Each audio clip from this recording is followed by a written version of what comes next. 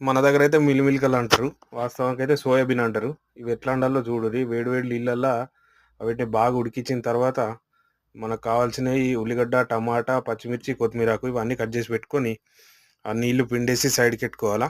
మిల్లిమిల్కలు తర్వాత నూనె వేసుకొని ఉల్లిగడ్డ వేసి టమాటాలు వేసి ఇవి మగ్గినాక ఇవి పక్కకు తీసుకొని పేస్ట్ పట్టుకోవాలా.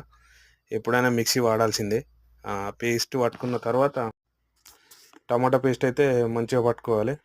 మంచిగా గ్రైండ్ పట్టుకున్న తర్వాత మళ్ళీ అదే బాసనలో ఆయిల్ వేసి బగారా సామాన్ వేసుకొని కల్యమాకు వేసి ఉల్లిగడ్డ పచ్చిమిర్చి వేసి కొంచెం గోలినాక అల్లం ఎల్లిగడ్డ పేస్ట్ వేయాలి.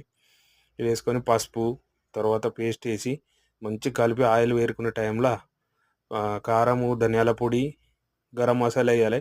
మీకు ఏ ఫ్లేవర్ ఇష్టం ఉంటే ఆ ఫ్లేవర్లో చికెన్ కానీ మటన్ కానీ మసాలా వేసుకుంటే అదే ఫ్లేవర్ వస్తుంది.